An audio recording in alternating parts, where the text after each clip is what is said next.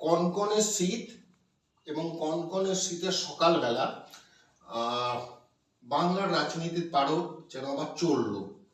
সেটা হচ্ছে, আপনারা সবাই জানেন, আজকে সকালবেলা মানে কাল রাতেই ইডি কলকাতায় এসছে এবং ভোরবেলা থেকেই রেড করছে, এবং যে রেডটা করছে সেখানে নানান কিছু বক্তব্য শাসক শিবিরে এবং বিরোধী শিবিরে। তা সেইখানে আমরা রাজনীতিক হিসেবে রাহুলদাকে পেলাম। নমস্কার রাহুলদা, একটু আপনার থেকে জেনে নেওয়ার চেষ্টা করবো যে ইডি আজকে কর্মকর্তারা সকাল থেকে রেড শুরু করেছিলেন 7টা থেকে এবং আইপ্যাকের দপ্তরে। তা এটা শাসক শিবির যেটা বলছে যে এটা নানান কিছু পার্টির কি স্ট্র্যাটেজি বা ভোটার লিস্ট এইসব নানান কিছু জড়িয়ে কি ভবিষ্যতে করতে যাচ্ছে পার্টি, সবকিছু যেন হাইজ্যাক করার একটা পরিকল্পনা মুখ্যমন্ত্রীও বিশেষ করে বলেছেন। এটা তোমার ব্যক্তিগত ধারণা বা পার্টির কি স্ট্যান্ড? আমার ব্যক্তিগত ধারণা, আমি ব্যক্তিগত ধারণাই বলছি, যেটা আমার মনে হচ্ছে। প্রথম কথা হচ্ছে যে একদম রুটে চলে যাই। আমরা হিসেব মতো জানি সংবিধানে যেটা আছে যে রাজ্যের কোনো ব্যাপারে কেন্দ্র ইন্টারফেয়ার করতে পারে না, কিন্তু সিপিএম যাওয়ার আগে একটা কাজ করে দিয়ে গেছে যে আমার মনে হয় ইডি বা সিবিআই কে কোনো রেডের ব্যাপারে পারমিশন নিতে হয় না, যার জন্য ওরা এতটা সাহস পাচ্ছে, এতটা আসছে এখানে। তো এরকম ঘটনা বিজেপির দপ্তরেও আছে যেখানে সিবিআই সাহস পাবে না, আরো অনেক জায়গা আছে যেখানে বিজেপি মনে করছে যে আমরা করব না, সেখানে করব না। তার মানে বিজেপির নেতাদের উপর সবকিছু ডিপেন্ড করছে এবং তারা কিছু প্রমাণও করতে পারছে না।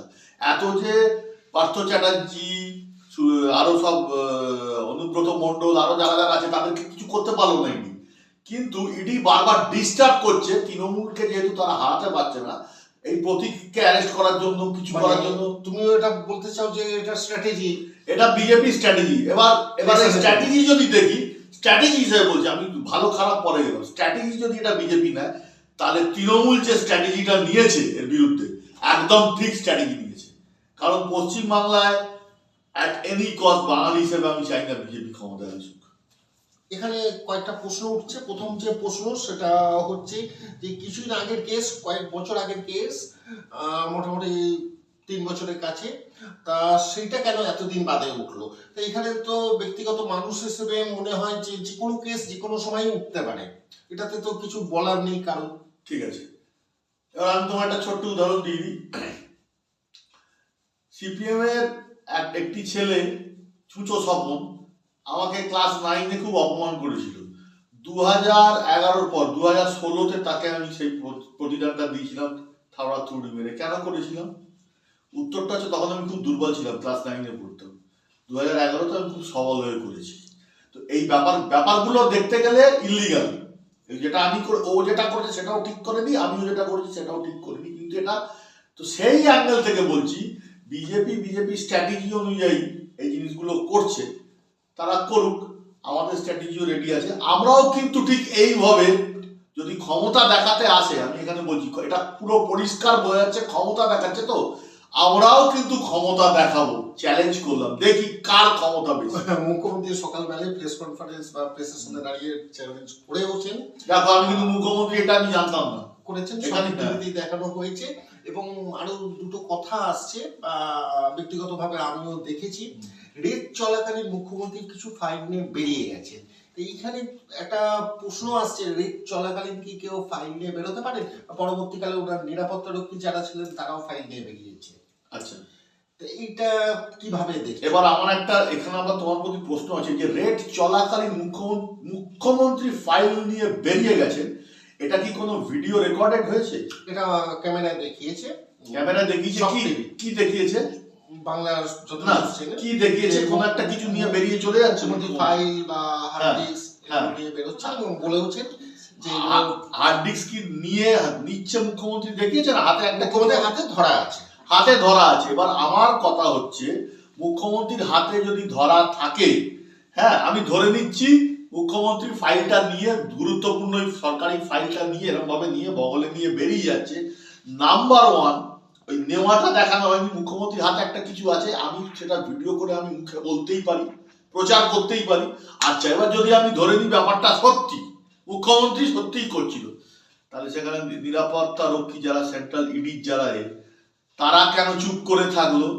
তার মানে ব্যাপারটার মধ্যে বিরোধীদের কথা যে এটা একটা সুন্দর করে প্রেজেন্টেশন বানিয়ে দেওয়া সরকারি যে ক্ষমতা বল যে একটা নিউজ চ্যানেলকে খাইয়ে তাকে দিয়ে মুখ্যমন্ত্রী বেরিয়ে যাচ্ছে, এই ভিডিওটা তুমি শুধু নিয়ে নেবে, তারপর আমরা প্রচার করে দেবো যে উনি ফাইল নিয়ে বেরিয়ে যাচ্ছে। কিন্তু একটা কোনো পার্টি নিউজ চ্যানেল নেই না, সবগুলোই দেখিয়েছে। হ্যাঁ, তারা কিন্তু ওটা কিন্তু প্রমাণ হবে না, কোনোভাবেই প্রমাণ করা যাবে না। আর আরেকটা জিনিস দেখা যাচ্ছে, কিছু গভর্নমেন্ট ফাইল পাওয়া গেল আইপ্যাকের দপ্তর থেকে। আইপ্যাক কাজ করতে পারে একটা পার্টির জন্য, সে পার্টি ক্ষমতা তো থাকতে পারে, তাতে কোনো অসুবিধা নেই, কিন্তু গভর্নমেন্ট ফাইল এটা কি মানে কোনো দপ্তর থেকে যদি গভর্নমেন্ট ফাইল পাওয়া যায় তাহলে আইপ্যাকে যারা আছে, যে সমস্ত লোকেরা কাজ করছে, হয়তো সেখানে সরকারি লোকজনও তো যায়, সরকারের ধরো আমি মন্ত্রী বা আমি এমএলএ, আমি হয়তো গেছি, সেক্ষেত্রে হয়তো ওই মুহূর্তে কিছু ফাইল ছিল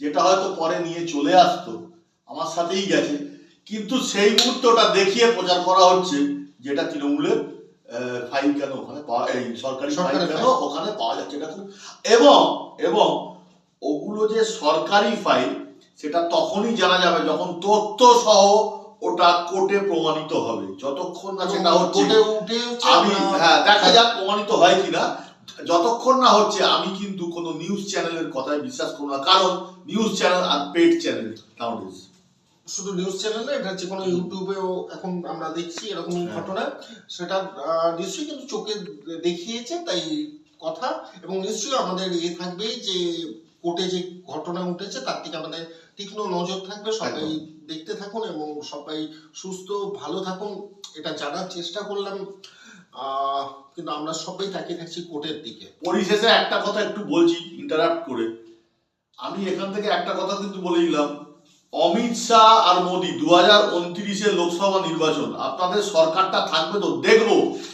চ্যানেল অনেকগুলো আছে, পেড চ্যানেল বিজেপির অনেকগুলো আছে, অদিতিয়া বলে একজন আছে বকে, আমি শুধু একটা চ্যানেলের কথা বলবো না তো অনেকেই বকে, আমি তাদেরকে বলছি এবং বিজেপির মোদী এবং অমিত শাহকে বলছি রাখতে পারবেন তো সরকার, এবং তখন এই ধরনের ন্যাক্কারজনক ঘটনা আপনাদের সাথে ঘটবে সেটা সহ্য করতে পারবেন তো।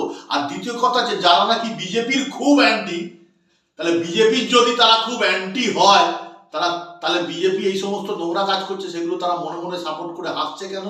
আমি বামপন্থীদের কথা বলছি, অশিক্ষিত লুম্পেন হারমাদ বামপন্থীদের কথা বলছি, তাদেরকে মানুষ তো সরিয়ে দিচ্ছে, তাদের কোনো কথাই এখানে এলো না, এটা আপনারা দেখেছেন, তাদেরকে আমি ঘৃণা করি এবং বিজেপিকে চ্যালেঞ্জ করলাম, বিজেপির খারাপ দিন কিন্তু আসছে, হতেই পারে, এই জানিয়ে এবং কোর্টের দিকে আমাদের নজর থাকবে। সবাই ভালো থাকুন, সুস্থ থাকুন, শঙ্কর, জয়। নমস্কার।